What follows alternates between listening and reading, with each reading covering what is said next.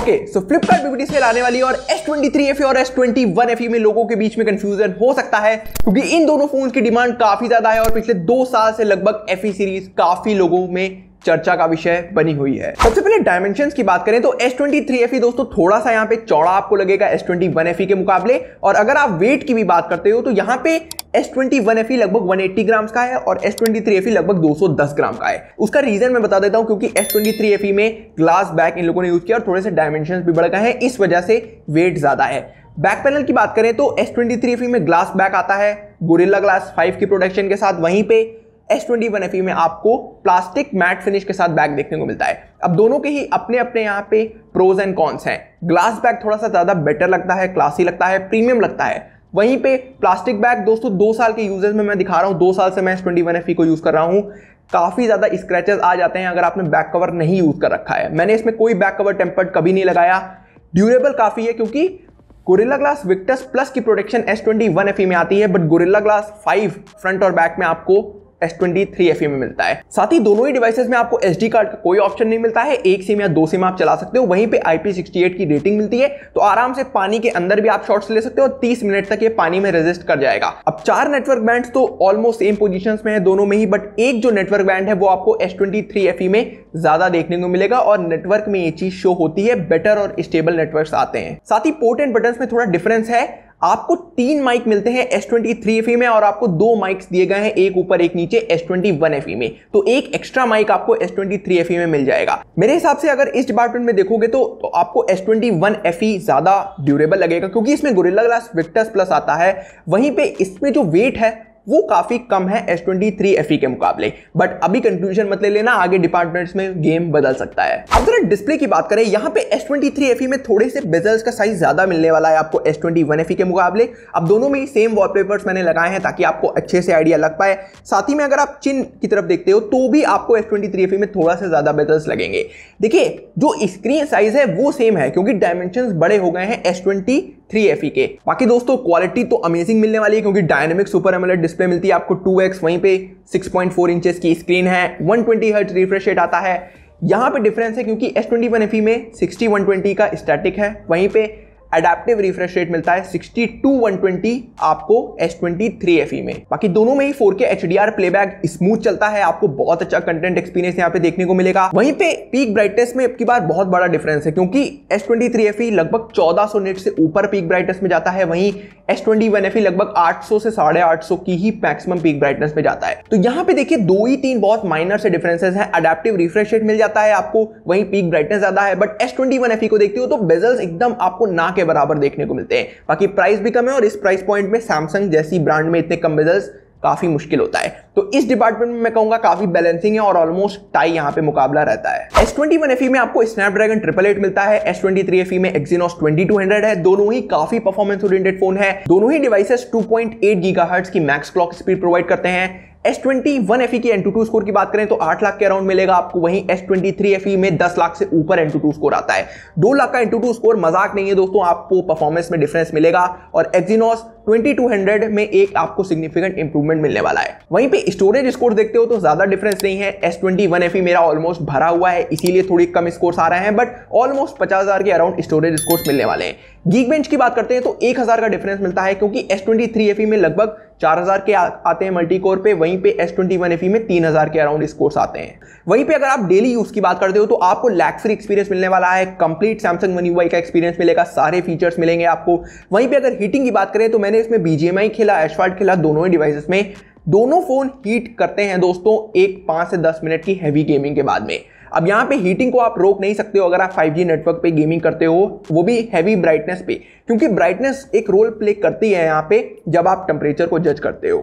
अब देखिए स्कोर्स को अगर जज करोगे तो S23 FE सीधे सीधे जीतता है, काफी बेटर स्कोर्स आपको हर डिपार्टमेंट में मिलेंगे। अब देखिए ऐसा तो है नहीं कि आपको इसमें एटम बम कुछ बनाना है यहाँ पे, नॉर्मल जो टास्क होते हैं एक फोन के वो दोनों ही काफी बेटर परफॉर्म कर लेते हैं। बाकी हीटिंग आपको दोनों में ही यहाँ पे मिलेगी और हैवी यूजेस में फोन दोनों ही थोड़े थोड़े वार्म हो जाते हैं। अब कैमरा की बात करें तो ये डिपार्टमेंट इन दोनों डिवाइसेस की हाईलाइट है, क्योंकि आपको दोनों में ही अमेजिंग कैमरे मिलते हैं। S23 FE की बात करें तो 50 मेगापिक्सल का कैमरा मिलता है प्राइमरी, वहीं पे 12 मेगापिक्सल का S21 FE में है। बाकी दोनों में ही आपको 12 के अल्ट्रा वाइड और 8 मेगापिक्सल का टेलीफोटो मिलता है। अगर आप कैमरा आउटपुट देखते हो तो सेल्फीज में मुझे बेटर लगे हैं थोड़े से कैमरा आउटपुट्स S23 FE के। वहीं पे डिटेलिंग अगर आप टेलीफोटो लेंस 3x पे देखते हो तो भी S23 FE बेटर आउटपुट्स दे रहा है। मैं ऐसा नहीं कह रहा कि S21 FE का कैमरा खराब है। स्टैंड अलोन अगर देखो S23 FE का camera one of the best है 25,000 के अराउंड में, अभी ये जिस सेल में अमेजॉन पे आपको मिल जाएगा। बट ओवरऑल अगर आप देखते हो इन दोनों के कंपैरिजन में तो S23 FE का कैमरा बेटर परफॉर्म कर रहा है। वहीं पे अगर आप वीडियो रिकॉर्डिंग की बात करते हो तो यहाँ पे आपको थोड़ा बेटर मिलेगा S23 FE में, क्योंकि 8K 24 FPS आता है। मुझे नहीं लगता कि कोई इस प्राइस रेंज में 30,000 के अराउंड में 8K वीडियो रिकॉर्डिंग देता है। अब ये जो वीडियो रिकॉर्डिंग के रिजल्ट्स हैं ये दोनों ही 4K 60 FPS पे हैं, क्योंकि दोनों में ही OIS आपको देखने को मिलता है और कैमरा के बीच में ही आप स्विच कर सकते हो फ्रंट और बैक में, और मैंने आपको लाइव प्रीव्यू भी दिखा दिया। कैमरा फीचर्स देखते हो तो दोनों में आपको काफी सारे फीचर्स मिल जाते हैं। प्रो वीडियो मोड मिल जाता है। S23 FE में दोस्तों एक डायरेक्टर व्यू मिलता है जिसमें आप अल्ट्रा वाइड प्राइमरी और यहाँ पे जो इनका टेलीफोटो लेंस है उसके बीच में स्विच कर सकते हो वीडियो में, और फ्रंट वीडियो भी ऑन रहेगी। ये फीचर आपको S21 FE में नहीं मिलता है। वहीं पे कुछ इंटेलिजेंट AI फीचर्स आ गए हैं कैमरा के अंदर S23 FE में, वो भी आपको S21 FE में नहीं मिलते हैं। और साथ ही में एक ऑटो FPS वाला मोड है जो कि 30 या 60 पे स्विच आप करवा सकते हो। ये सारे फीचर्स S21 FE में नहीं आते हैं। दोस्तों इस कैमरा का कंक्लूजन प्लीज सुन लेना। यहाँ पे देखिए दोनों के कैमरे बहुत अच्छे हैं। अगर आप स्टैंड अलोन फोन्स को देखोगे तो इनके आसपास कोई दिखाई भी नहीं देगा आपको कैमरा डिपार्टमेंट में, आप चाहे जो कंपनी ले लो। बैटरी की बात करें दोनों में ही 4500 mAh की बैटरी मिलती है 25 वॉट की फास्ट चार्जिंग के साथ। दोनों में आपको चार्जर मिलने नहीं वाला, तो 1000 का बजट अलग से आप निकाल कर रखना चार्जर के लिए। अब यहाँ पे बैटरी बैकअप की बात करें दोस्तों, मैं आपको बताता हूँ 120 हर्ट्ज रिफ्रेश रेट, साथ ही में AOD आपने अगर ऑन कर रखा है, वहीं पे डॉल्बी एटमॉस दोनों में मिलता है वो भी ऑन कर रखा है, और फुल आप 50% ब्राइटनेस में फोन यूज कर रहे हो तो 4 से 5 घंटे का मैक्स आपको यहाँ पे मिलने वाला है स्क्रीन ऑन टाइम। मैं आपको कोई फॉल्स क्लेम नहीं देना चाहता कि आपको 8 से 10 घंटे का यहाँ पे क्लेम मिलेगा, बट अगर आप यहाँ पे पावर सेविंग मोड को यूज करते हो दोनों डिवाइसेस में तो आप 6 से 7 घंटे का स्क्रीन ऑन टाइम ले जा सकते हो। मेरे हिसाब से यही एक ऐसा डिपार्टमेंट है जिसमें ये दोनों ही फोन्स थोड़ा सा पीछे रह जाते हैं। साथ ही में दोनों में ही रिवर्स वायरलेस चार्जिंग भी है, मतलब फोन को ऊपर फोन रख के भी चार्ज कर सकते हो और आपको directly as a power bank भी इसको यूज कर सकते हो। तो रिवर्स भी मिलती है और आपको वायरलेस चार्जिंग का भी ऑप्शन दोनों ही डिवाइसेस में मिलता है। अब देखिए सॉफ्टवेयर अपडेट्स जानना आपको जरूरी है। S23 FE में अभी भी यहाँ पे 3 साल के OS अपडेट बचे हुए हैं, मतलब अभी इसमें दिसंबर में Android 15 आएगा, फिर Android 16 आएगा, फिर Android 17 आएगा। वहीं S21 FE की बात करें स्नैपड्रैगन 888 वेरिएंट की, तो आपको इसमें 2 OS अपग्रेड मिलेंगे। और देखिए दोनों में ही One UI 7 अभी आ ही जाएगा दिसंबर तक, तो आपको फीचर्स बहुत अच्छे मिलने वाले हैं। आपको बिल्कुल टेंशन नहीं लेनी है, क्योंकि One UI 7 में ही सैमसंग ने कहा है बहुत मेजर अपडेट्स होंगे। अब ऐसा तो है नहीं कि हर साल कंपनी One UI 8 लाएगी तो भी उतने ही मेजर अपडेट्स होंगे, बट कंपनी 3 से 4 साल में ही कोई मेजर चीजें यहाँ पे चेंज करती है। स्पेशली अगर सैमसंग को आप पिछले ट्रैक रिकॉर्ड को देखो तो आपको इस डिपार्टमेंट में तो टेंशन लेने की जरूरत नहीं है। आप लंबे टाइम तक दोनों ही फोन्स को 3 से 4 साल आराम से यूज कर सकते हो। दोस्तों मैं आपको फीचर्स की तरह बता देता हूं, दोनों में ही आपको सैमसंग टेक्स्ट मिलता है, कैमरा शेयरिंग मिल जाता है। अगर गैलेक्सी टैब है तो आप एक इसको एज अ कैमरा इसका यूज कर सकते हो गैलेक्सी टैब में। वहीं पे गुड लॉक आपको मिलता है, वहीं पे सैमसंग के सारे अमेजिंग फीचर्स मिल जाते हैं। S23 FE थोड़ा सा बेटर है यहाँ पे, क्योंकि गैलेक्सी AI इसमें आ चुका है। AI अगर यूज करना है तो S23 FE के साथ जाना, आपको AI बढ़िया फीचर्स यहाँ पे मिलते हैं। जनरेटिव फिल मिल जाता है, लाइव ट्रांसलेट मिलता है, वहीं पे वॉइस रिकॉर्डर में ट्रांसक्रिप्ट समरी मिलती है। सैमसंग नोट्स में भी AI आ चुका है, सैमसंग कीबोर्ड में भी AI है।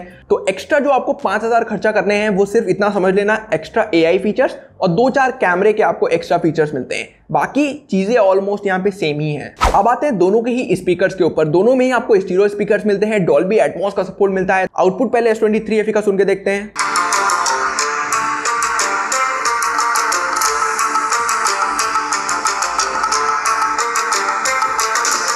अब S21 FE का आउटपुट सुनते हैं।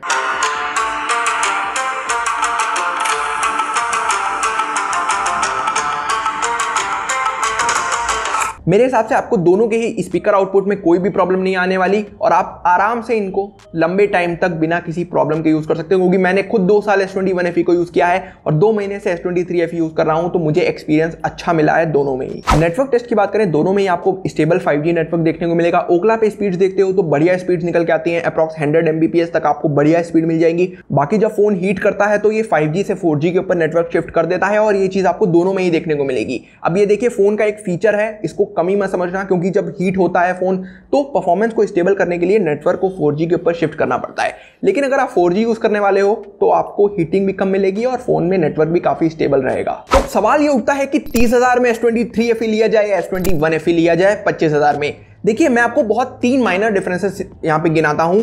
S23 FE में AI फीचर्स आते हैं, 8K वीडियो रिकॉर्डिंग आती है और थोड़ी सी बेटर परफॉर्मेंस मिलती है in comparison to S21 FE। But अगर आपका बजट सिर्फ 25,000 है तो S21 FE भी बहुत अच्छा डिवाइस है। 2 साल इसको मैंने यूज किया है, रगड़ के यूज किया है। फोन बहुत ज्यादा ड्यूरेबल है और आपको डेली यूज में एज अ नॉर्मल यूजर आपको कोई भी कमी नहीं लगेगी। तो आई होप दोस्तों मैंने आपके सारे डाउट क्लियर कर दिए होंगे। अब आपके कुछ भी सवाल हो प्लीज पूछिएगा कमेंट्स में, साथ ही में प्लीज इसको वीडियो को शेयर करिए अपने दोस्तों के साथ। तो बस दोस्तों, अब लोग मिलते हैं इस की नेक्स्ट वीडियो में, तब तक के लिए नमस्कार।